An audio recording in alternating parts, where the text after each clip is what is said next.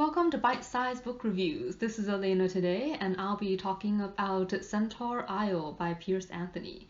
So this is part of the Xanth series, and it's my first venture into this series. So in this particular world, for this particular book, there's two things you need to know. One is that Xanth is a country where basically everyone and everything is either magical or has magic. So for example, the humans are all born with a unique magical talent. Like no two people have the same talent. The talents also come in different degrees of strength. So for example, the current king of Xanth has the ability to turn people into things. Like you can turn someone into a cactus, for example. The main character, Dor, has the ability to make inanimate objects talk. So in this country, to be king, you have to be a magician. This means you have the highest level of magical talent. Therefore, Dor is the heir to the kingdom, even though he's not the king's son. The second thing you need to know is that Xanth is on a continent, is technically in our world, but it's separated from the rest of the non-magical world by its magical field.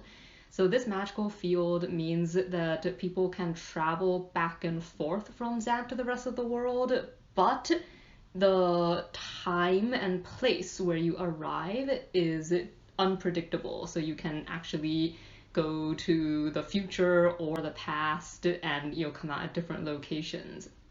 The other thing is that magic cannot travel outside of this magical barrier. So even if you have a magical talent in Xanth, if you go to the non-magical portions of the world, you lose that talent.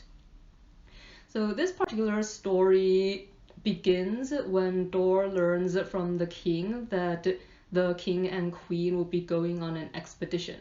So in the past, Xanth has been pretty isolated because there were a lot of conflicts before with non-magical people, and they decided to just to not interact. But recently the king has decided that it might be beneficial to try and find some people outside of Xanth who might be willing to set up trade.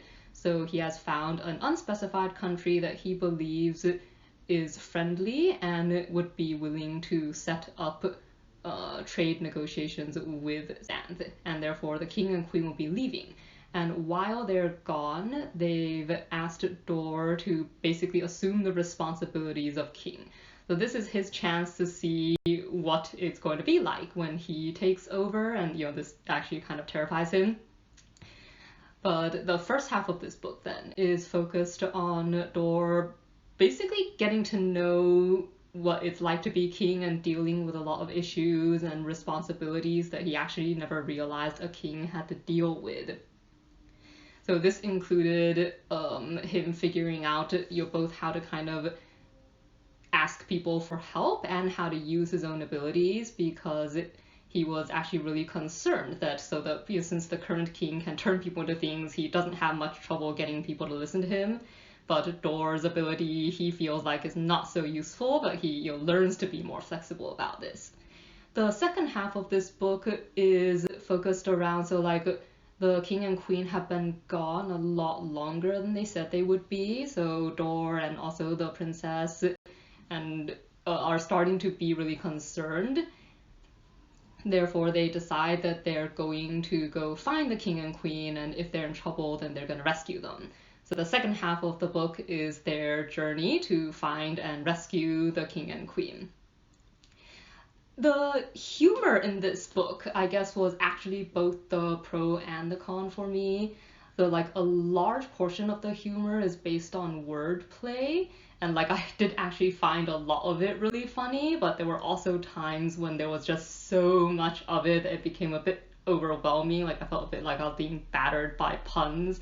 So I think it was to the point where, for example, they have, say, bulrushes. So in our world, that's a type of plant. So in their world, it's also a type of plant, but it's also a plant that's shaped like a bull that rushes everywhere. So, any kind of named object that you could interpret, or even not named, just any concept really, like the silver lining of a cloud. For example, if you can interpret it in another way, it's almost guaranteed to not be what it sounds like at first. So there were times when this got a bit excessive to the point where I had to take breaks from it. But it was actually pretty funny. And I also really enjoyed like the really creative way that Dor and his friends dealt with a lot of the problems that came up, like how to use this ointment that lets you walk on clouds to get away from some people when they were on the ground, like nowhere near the clouds. Like the way they used their various skills and actually just their ingenuity to solve problems was pretty fun. So overall, even though there were times when I had to take breaks from this story, I'm very glad I finished it and I did enjoy it.